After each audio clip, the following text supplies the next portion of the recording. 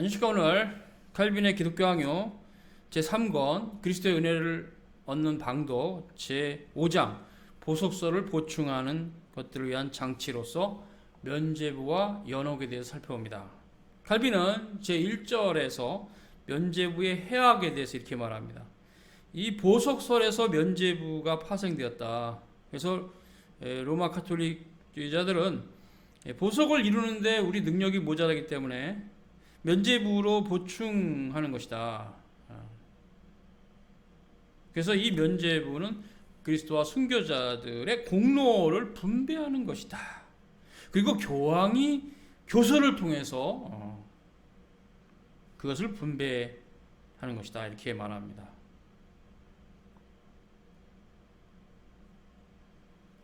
칼빈은 면죄부가 그렇게 오랫동안 아무런 장애도 없이 버젓이 시행되어 왔고, 그런 무질서하고 격렬한 방종이 그렇게 그냥 이상 없이 내려왔다는 것은 긴 세월 동안 얼마나 교회가 캄캄한 밤속에 헤매 왔는가를 단적으로 증명해 주는 것이다 말합니다.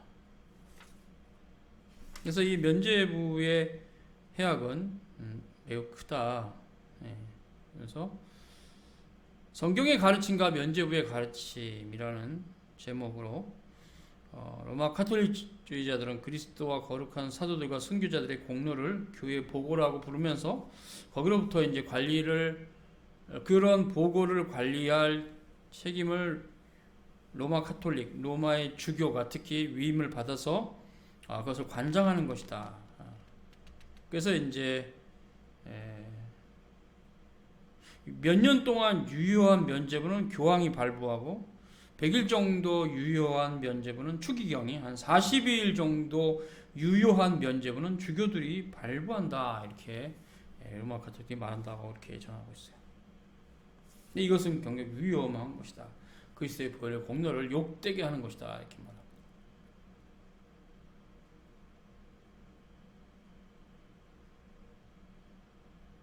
그래서 이제 이런 부분에 대해서 면죄부와 순교자들의 공로에 대한 여러 가지 또 부분도 칼빈은 말합니다.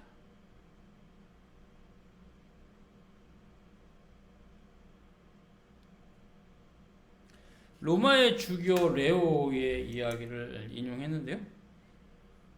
팔레스타인에 보내는 글에서 많은 성도들의 죽음이 주님 보시기에 귀하긴 하지만 무지한 사람이 살육당한 일로 말미암아 세상의 화목이 이루어진 일은 없습니다. 의인들은 면류관을 받았을 뿐 면류관을 주지는 않습니다. 그래서 신자들의 용기와 인내가 모험이 되기는 하지만 그것으로 다른 사람을 보속할 수는 없습니다. 이렇게 이제 말했다. 이렇게 칼빈은 말하고 있어요.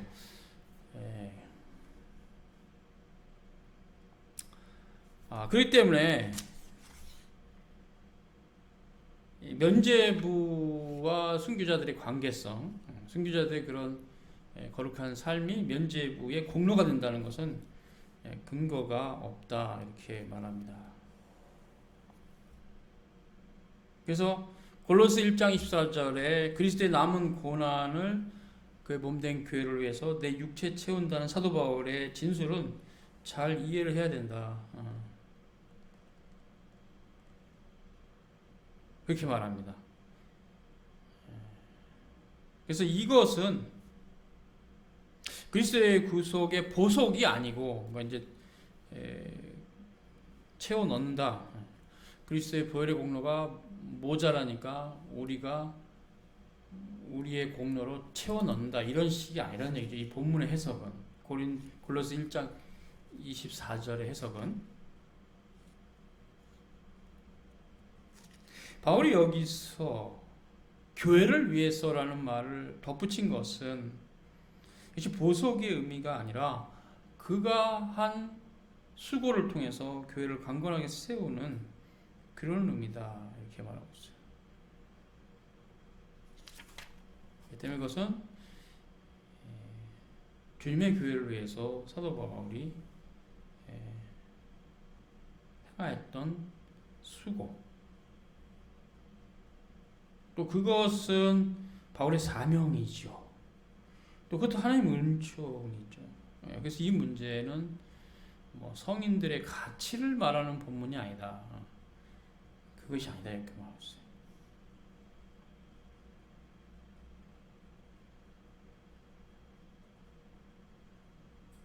이것은 그러니까 당연한 것인데 그리스도의 공로가 모자라서 보속을 해야 된다라는 증거 구절이 아니라는 거죠. 본인이 그런 고난을 통해서 주님의 뒤를 따라간다는 그런 의미로 해석을 해야 된다는 것이죠. 예, 그래서 이것은 보속의 교리로 이해하면 안 돼. 그리스도 남은 고난을 그의 몸된 교회를 위해서 내 육체 채운다. 아, 이거 보속이구나라고 이해하면 안 된다는 얘기예요. 칼빈은 말합니다. 그게 아니고, 그것은 주님의 교회를 위해서 자신이 한 수고가 자신의 사명이고, 그것은 당연히 해야 될 바다. 그래서 결코 어떤 세인트들의 행위가 다른 사람의 죄를 속죄하는데 효력이 있다. 그거는 아니라는 얘기죠.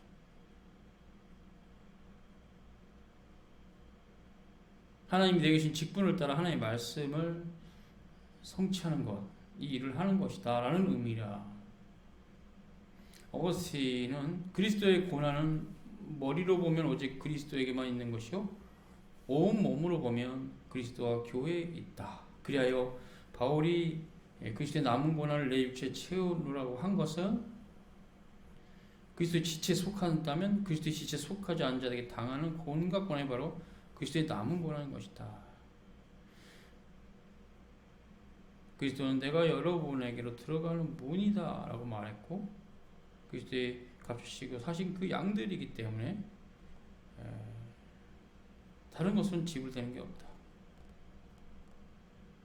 그가 그의 목숨을 버리셨듯이 우리 역시 우리 형제들을 위해서 평화를 세우고 믿음을 강건하게 해서 우리 목숨을 버리는 것이 마땅하다. 그러니까 이것은 당위성, 하나님의 교회를 위해서 그리스도께서 먼저 당하신 고난의 길을 따라가는 신자의 당위성, 성숙한 신자의 당위성에 대한 말이지 보석은 아니라는 얘기죠. 칼빈의 가르침은 마땅하다. 그러니까 이게 이제 내가 뭘 행해서 그것이 공로가 돼가지고 그 공로와 효력으로 다른 신자도 그 세인트들의 성자들의 공로로 성인들의 공로로 뭐 보속이 된다. 그게 아니라는 얘기죠. 그리고 이제 5절에 칼빈은 면죄부의 기원에 대해서 말합니다. 누가 교황대로 하나님의 은혜를 납과 양피지에 봉인해서 분배하라고 가르쳤는가? 자기들이 만든 거죠. 하나님의 복음과 면죄부는 둘 중에 하나는 거짓이다. 면죄부가 거짓이죠. 바울은 그리스도께서 복음을 통해서 우리에게 전해진다. 그래서 하늘의 모든 풍성한 은혜와 모든 그리스도의 공로와 그의 의와 지혜가 복음을 통해서 전해진다. 그리고 그 화목케 하는 말씀을 사역자들에게 맡기신 것이다.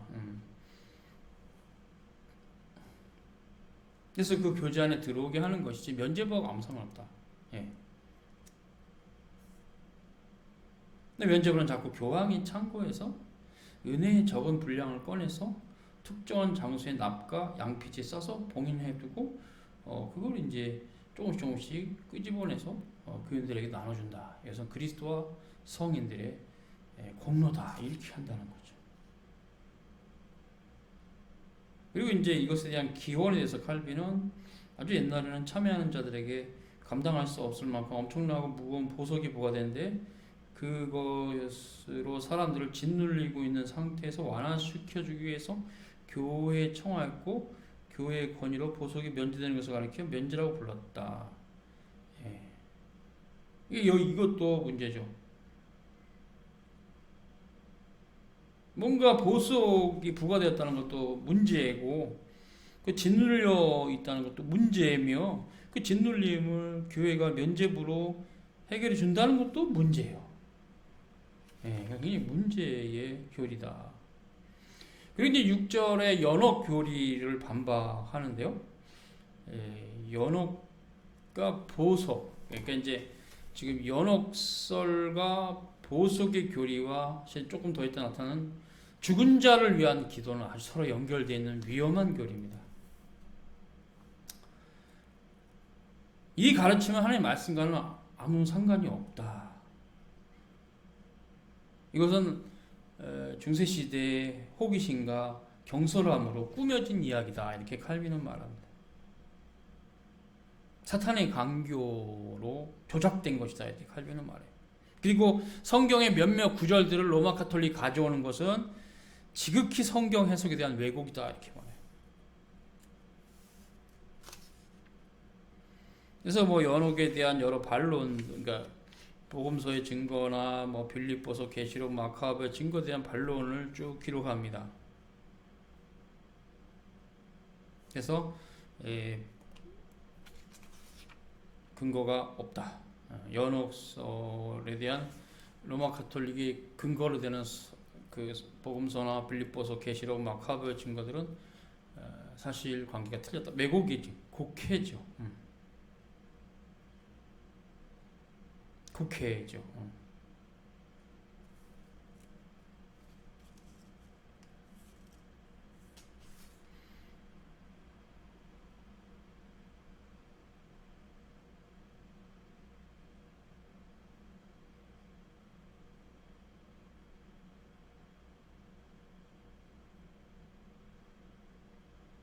네, 이거 완전히 곡해예요.